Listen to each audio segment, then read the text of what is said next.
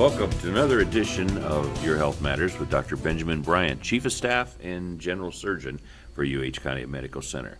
How you doing today, Doc? Nice day today, Pat. Beautiful day, beautiful day. And I got to tell you, I'm glad Election Day's over. Oh, yeah. For a while. I'm a little bit headed up to here.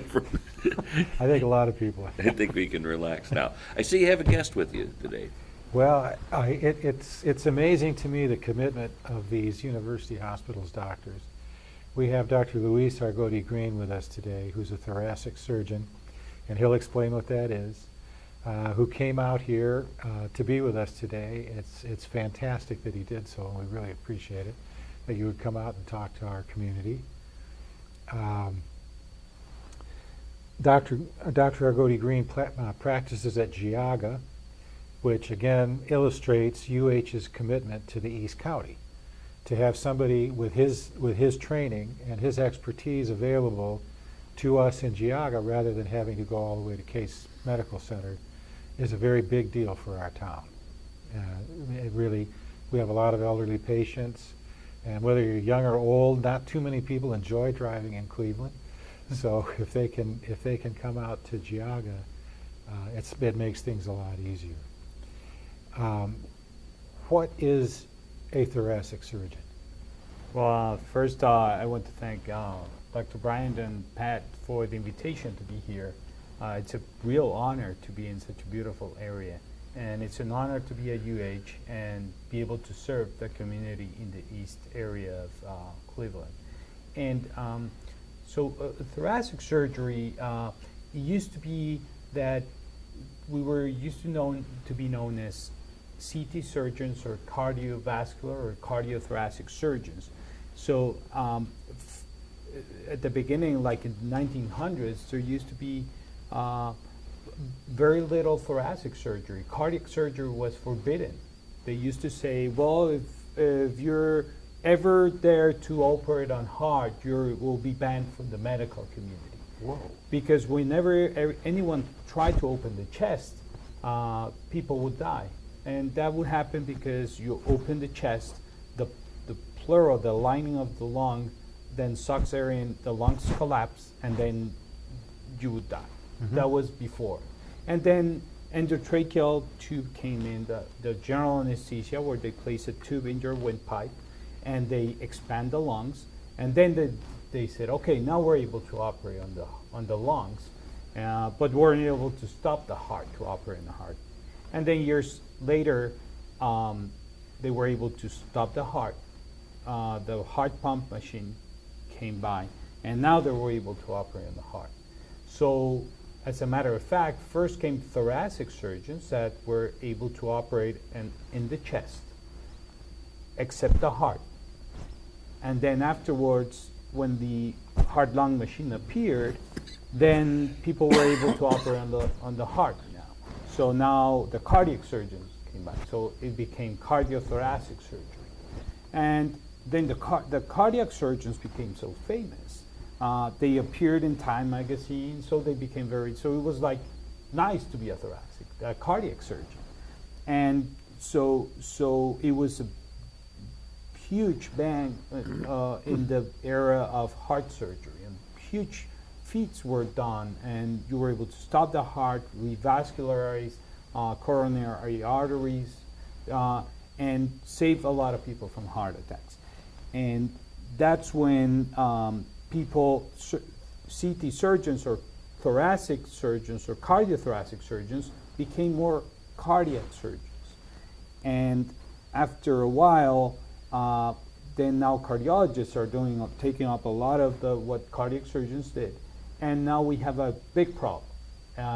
And it's the biggest epidemic in the 20th century, and now it's spilling into the 21st century. That's lung cancer, especially associated to smoking. So now thoracic surgeons, when I started going to meetings, 15 years ago, there used to be a very small room with thoracic surgeons. Nowadays, we're the fastest growing community. Oh gosh, is that right? In the thoracic surgery arena, because now the cardiac surgeons, the cardiologists are taking up a lot of the cardiac problems and doing non-invasive procedures.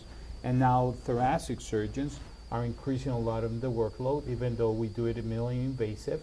We still have to treat a lot of the lung cancer patients. And what is impressive is nowadays we're curing lung cancer.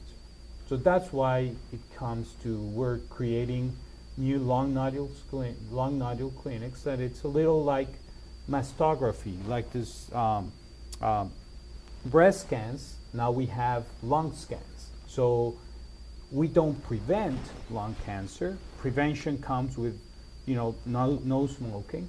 But we're able to, but if you smoked already and you want to not die of lung cancer, you can get a CT, a computer tomography that takes 3 minutes laying on the bed, and then you get a CAT scan and you can find very small nodules and then be cured from cancer. That is enormous, what Luis is talking about here.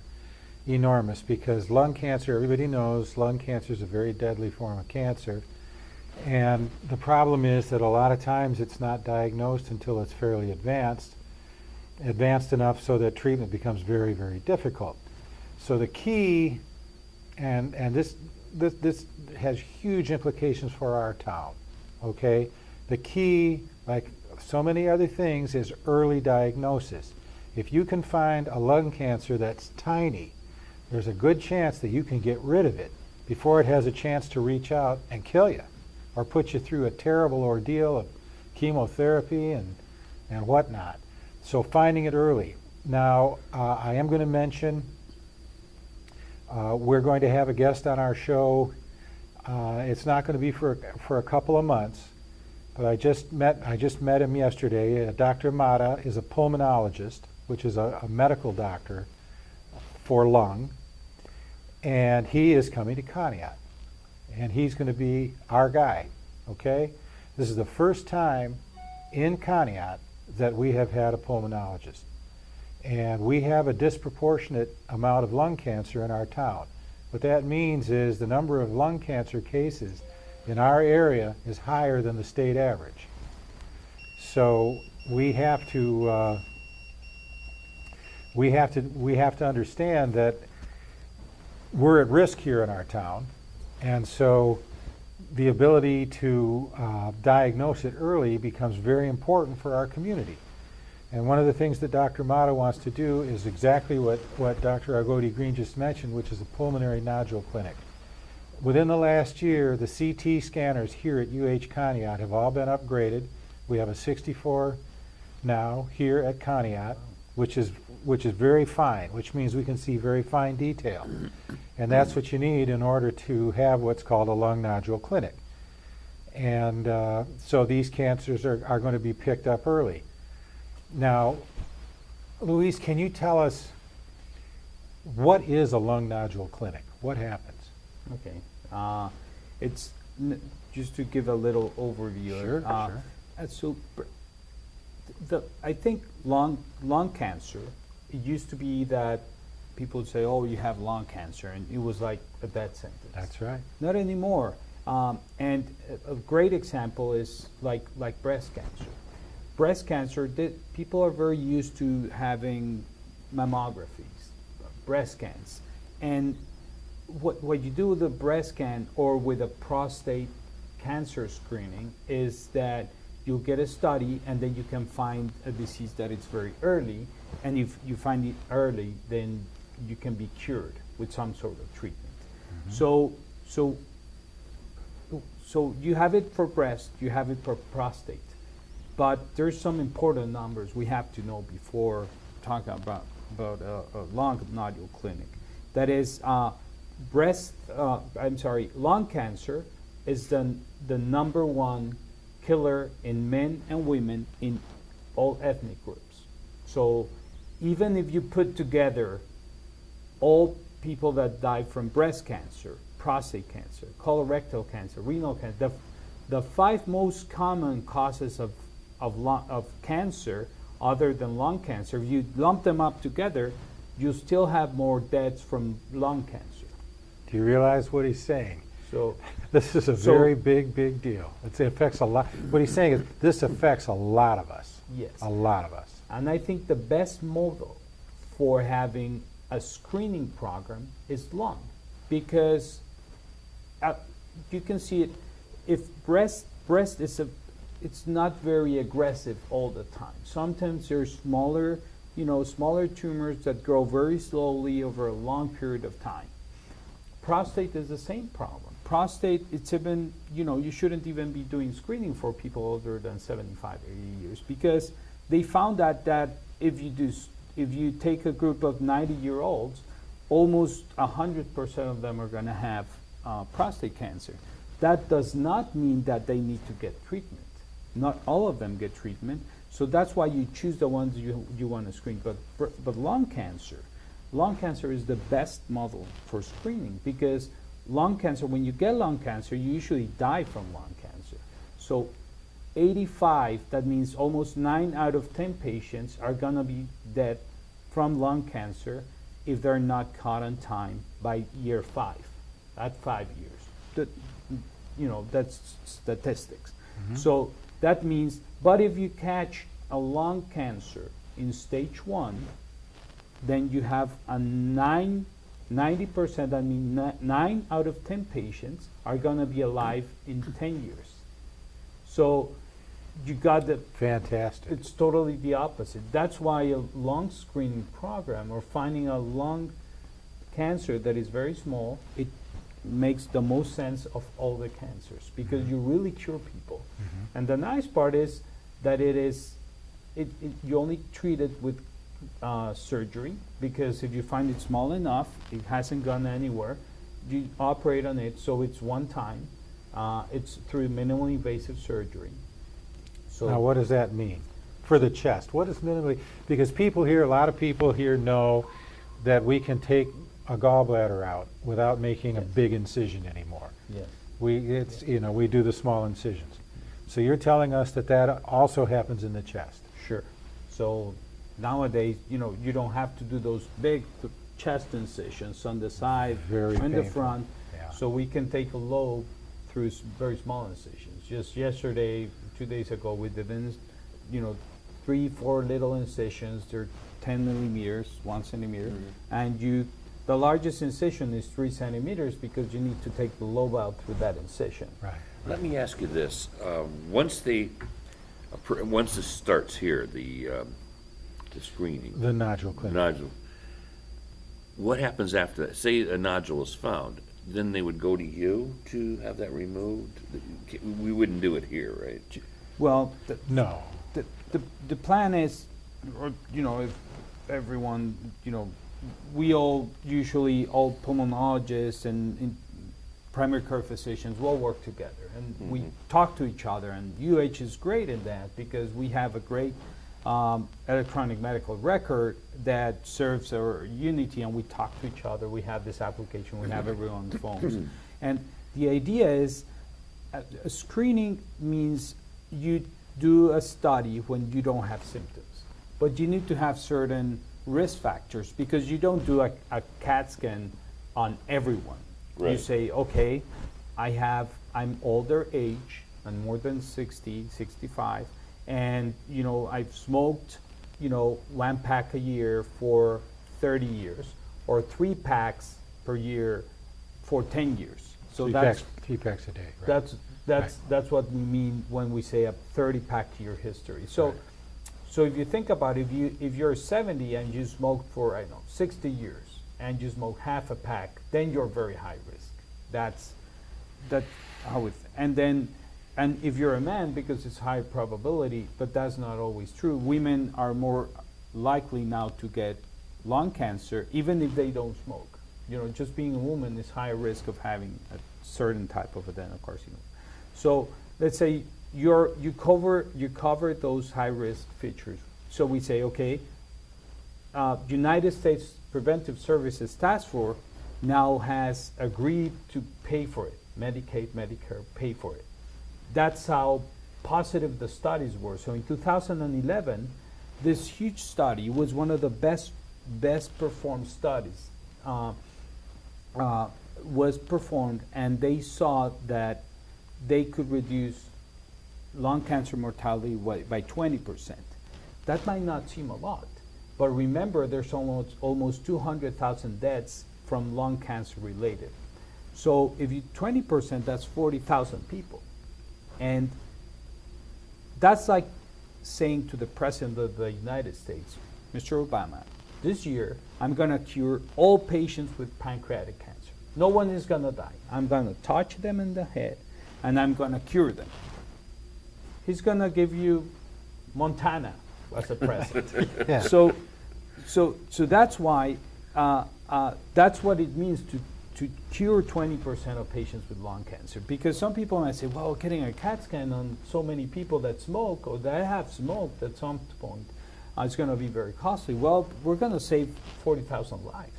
Because when you find this small nodule, either the primary care physician or the pulmonary doctor can see the patient. Anyone can see, because they're going to have like a rating, like the breast scan. They're going to say, well, there is a suspicious nodule there. And then they're going to have the support from a specialized group of doctors, pulmonologists, like Dr. Mata that is going to be in this hospital. And then if he thinks this has to be reviewed by a thoracic surgeon, we can either do it by the medical system, by the electronic medical records, or we can present on a case. We're going to have a nurse navigator that takes care of the patient, makes it an easy flow and fast flow so that they can get a fast consult, get that nodule taken care of. Now, if they find a nodule, Yes. they do the screening. Here somebody comes in, okay, you're at risk. I know you're not having any symptoms, but based on your age, your smoking history, various other things, you should be screened. Patient says, I want to be screened.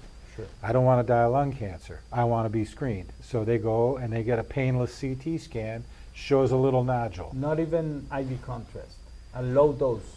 It's low dose radiation, no IV contrast.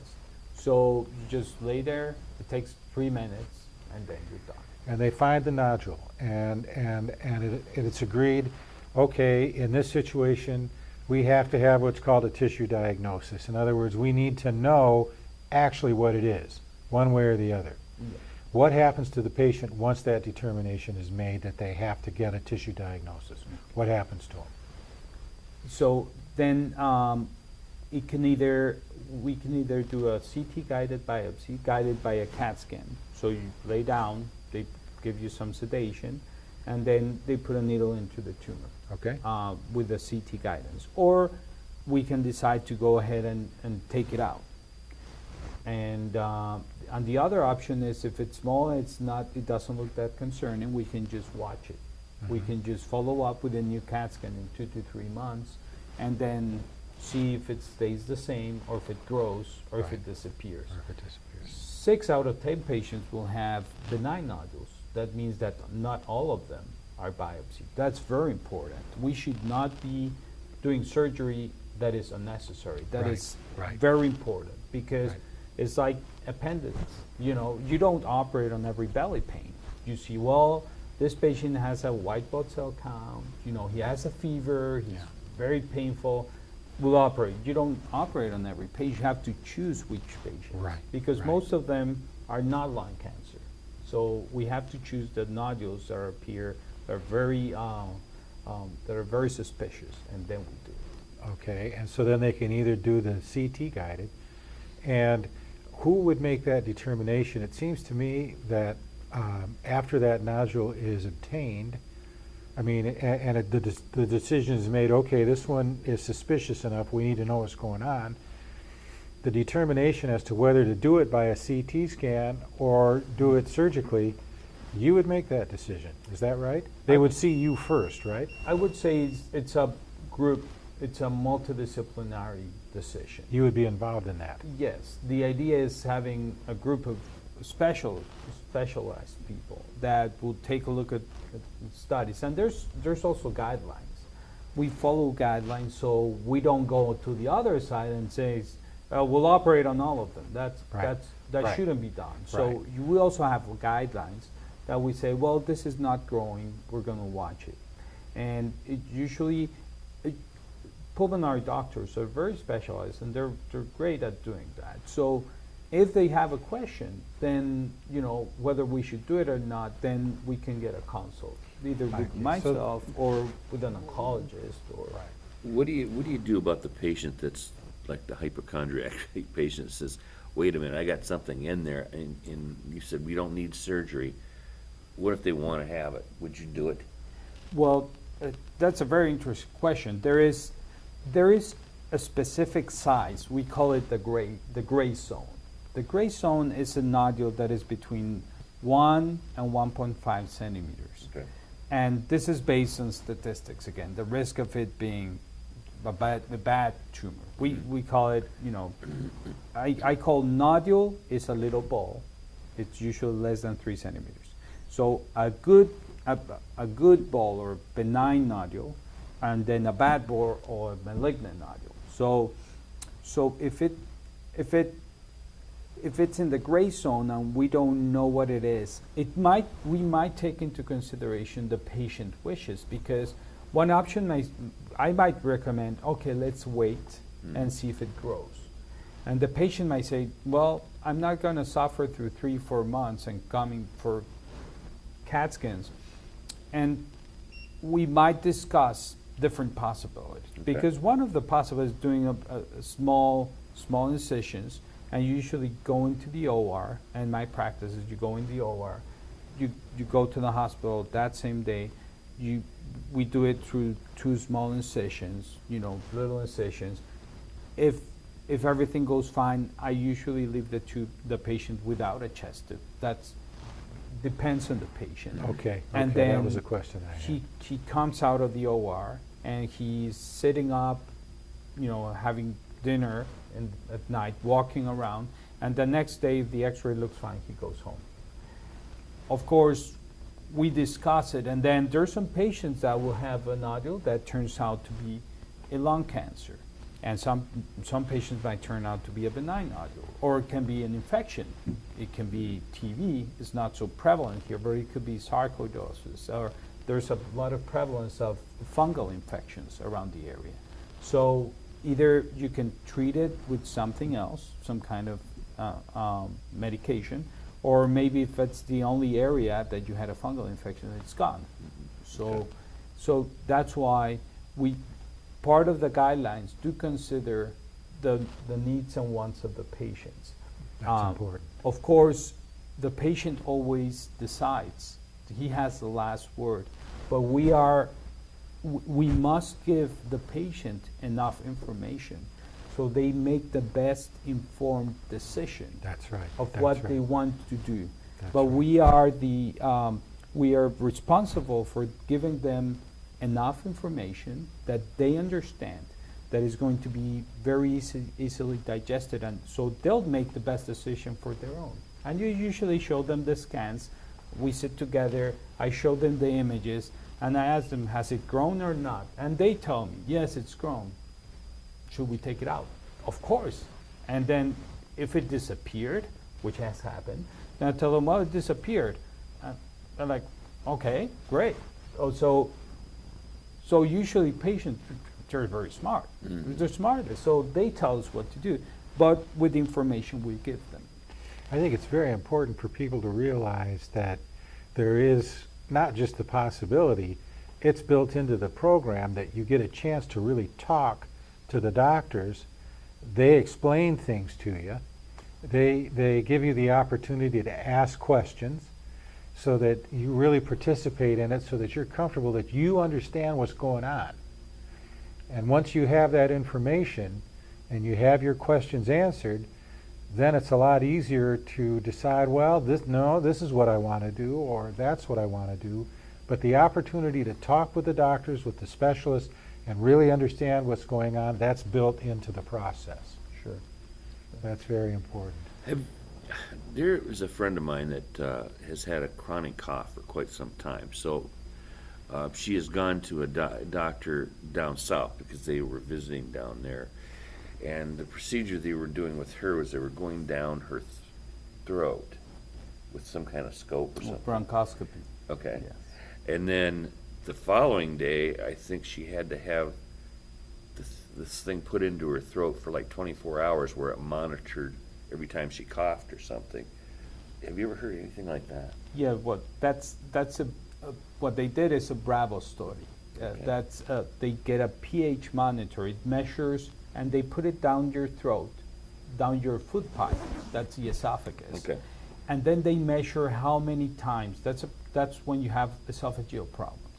So the esophagus, most of the esophagus, 90% of the esophagus runs through the chest Okay. and through the thorax. And then, so sometimes you can have some reflux, acid reflux. And so what they do is they place this monitor, and it measures how many times acid goes up to your chest. So that's why sometimes people can have a chronic cough. Okay. So that's another area or arena where thoracic surgeons, we work together as well with general surgeons or minimally invasive surgeons that do, sometimes they'll have to do a fundoplication to prevent reflux or acid to going up into the esophagus. That's what makes you have the heartburn. Okay. And that can predispose to esophageal cancer. Okay. Very good. Now, shifting over to that, you also do esophageal surgery, I would imagine.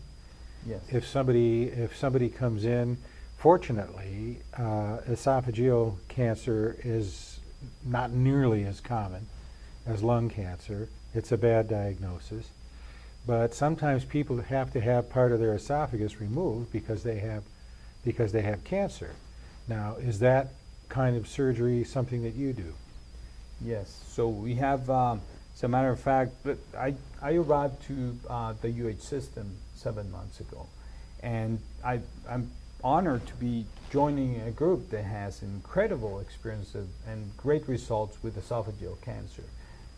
Some of the top in the nation. We have there is a very large database that is called the STS, and it gets information from most of the academic hospitals in the nation. And they have a benchmark with this, say you must have this good results.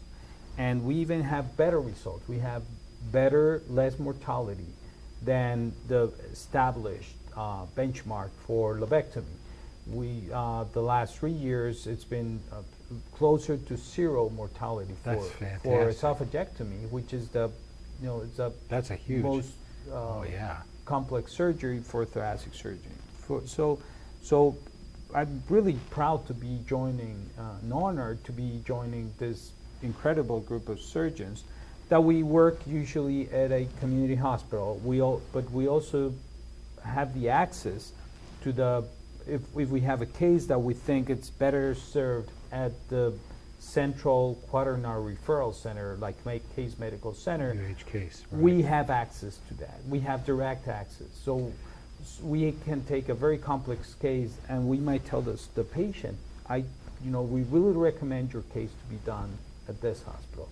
But we're able to do most of the surgeries. I would say more than 90% at the community hospitals, which by now are doing complex surgery, and they're doing great. We've done, our complication rate at Geauga is minimal. We've only had a urinary retention in the last 100 surgeries, and we had no mortality. So Those are incredible numbers.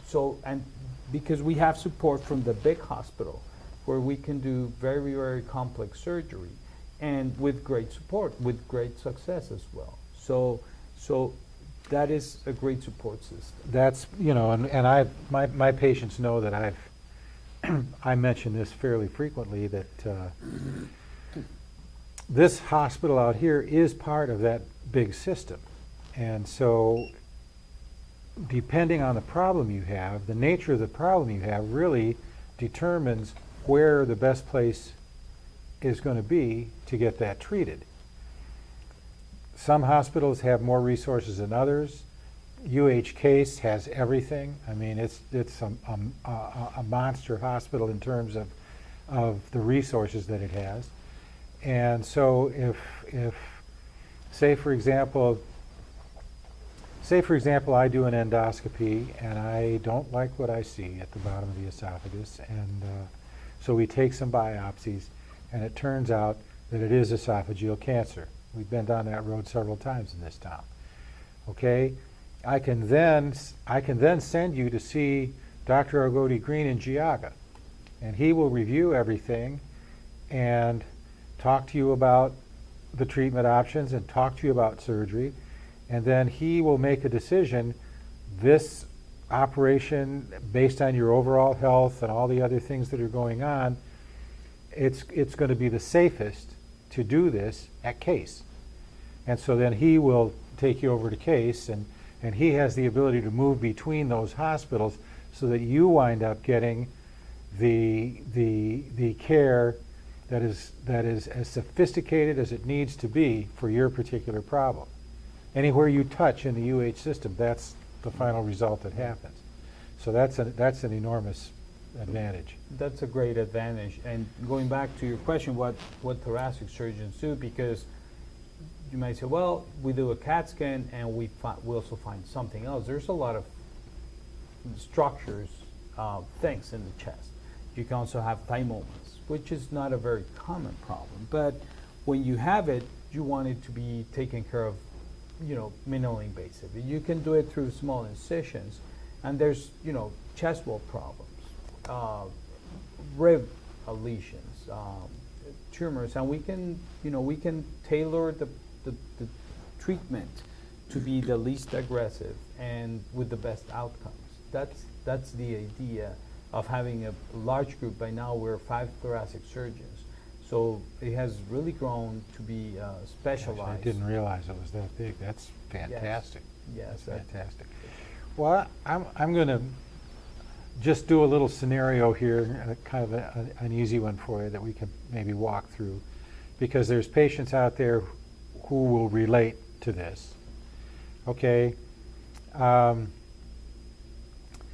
slender young fella comes into the emergency room, and it turns out that he has a collapsed lung. Okay, and so he gets a chest tube. I would put a chest tube in that patient, and let's just, for the sake of brevity, the lung re-expands, chest tube comes out, and he's okay. Okay, and then he comes back a year later, same problem. Okay. Had it happen again. Okay, so he's now demonstrated that he's at risk for having this happen. So so let's say I send him to see you. Yeah. Or in another scenario, patient comes in, the lung is down, we put in the chest tube, the lung re-expands, but the lung continues to leak air. And we can't get the chest tube out, because every time we try to clamp it, the lung collapses again. Yeah. So we can't get the tube out. Yeah. So we transfer that patient over to see you. Yeah. What happens with those patients? And it's happened, and it's a great case scenario. So it's a common problem for young people, young, slender, tall people, and usually men, not as common in women, to get what is called spontaneous pneumothorax. Right. And when you have a spontaneous pneumothorax, and especially when it's the second time, and we could just debate about that, but nowadays, when you get the second one, you should have something done so you won't have the risk of having a tension pneumothorax. That means that you collect so much air that it collapses your heart, and then you can die from that. That's a risk of it. And the typical thing that gets said is, okay, you've had the second one, all right, now you're planning to go out west on vacation, Yes. and you're out in the wilds, Yes. and it happens out Yes. there. Yes. So now what will happen is he will arrive to the hospital, where the thoracic surgeon is. We'll get a CAT scan. And in that CAT scan, we'll see if he has they're called bleps, like little pockets of air. Usually they're at the top, at the apex of the lung. Several specific places we look for them. And if he has them, then we go in with a scope. It's a 5mm scope. Oh, 5 millimeters. And we go in, we usually make 3 incisions. The other one's about 8 millimeters.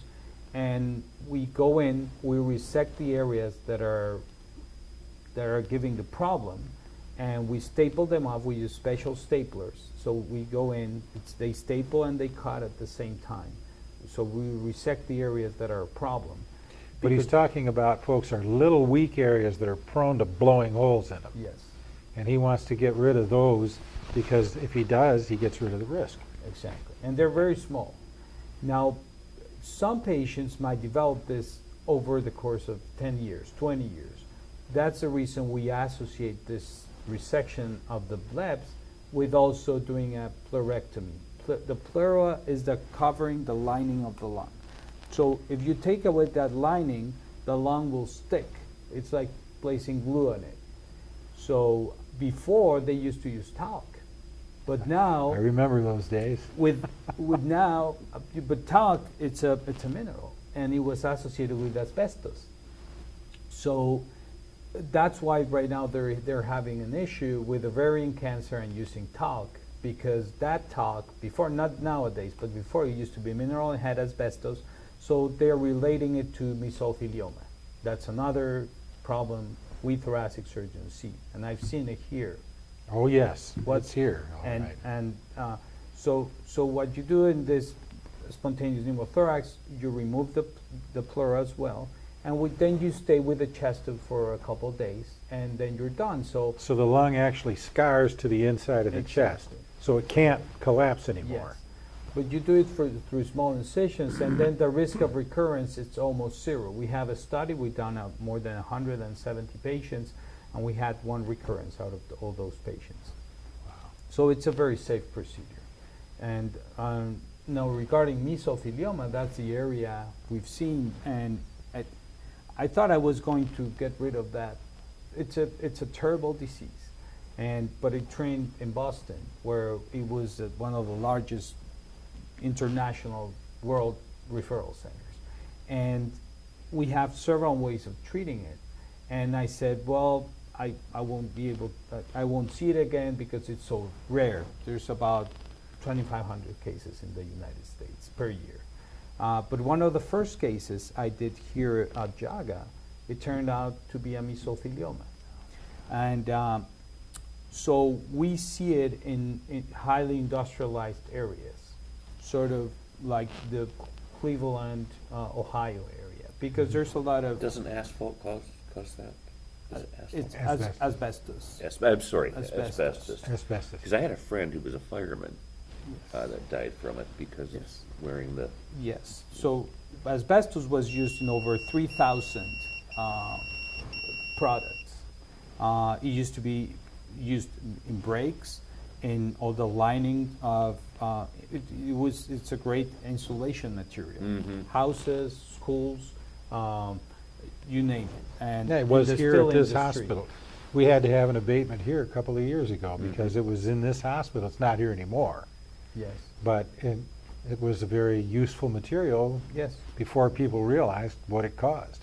yes. I remember when my wife and I bought a house years ago, they had to take it out, and that was in the contract. It had to come out. Yes. Because that's Yes. how they insulated back in those days. Yes. So, interesting. All right. Okay, so there's a myriad of different problems that can involve somebody who does what you do. Malignant pleural effusions, we treat those as well. Okay. Malignant pleural effusion.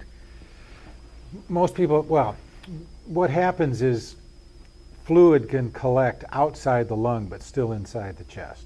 So you got fluid in there around the lung.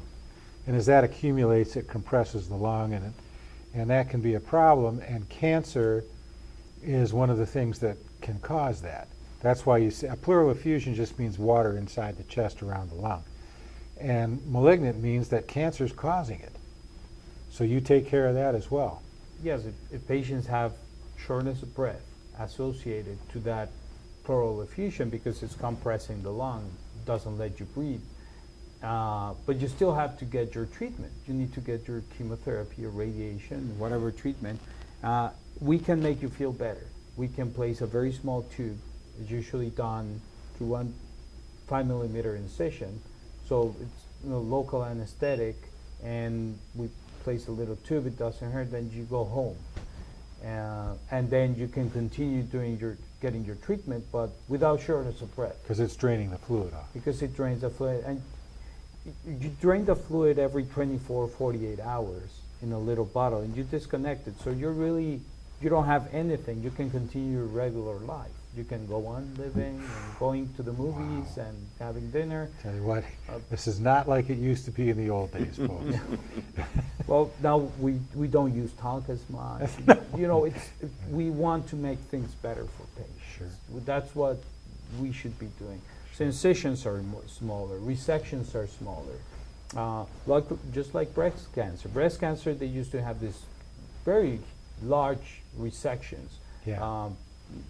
And nowadays, they do minor resections. We're doing the same in thoracic because it still works. It works the same. See, they collect the data very, very carefully, and they're able to demonstrate that if they do it in a way that it's not as invasive, not as big an incision, not as much wear and tear on you, they still get the good result. Yeah. And older, because we have a myriad of older patients, 70, 80, and I mean older, I tell them 80 is young for me because I see 80-year-old. Yesterday I saw an 84-year-old. He's stronger than I am. I asked him to squeeze my fingers. He almost broke them. He's an athlete. So he's like 40 to me. Yeah. So nowadays we're able to do minimally invasive surgery in 80, 90-year-olds, and they do fine. They have no complications. If you do it, with care and you know what you're doing and minimally invasive, they really do well. The complications are, minor. Are minor. Well, folks, when Dr. Mata gets here, the pulmonologist, and things really start to get going, this community is going to have quality of lung care and quality of cancer screening that is as good as anywhere else you could ever go, okay? And that's going to be a huge benefit to this community. And I hope people understand from the discussion today how important it is to catch these things early, because it can save your life. I mean, that's just it. It'll save your life. So people are going to be screened, and there are a number of people, probably some who are listening now, who either themselves or somebody they know is going to get to know this gentleman, okay?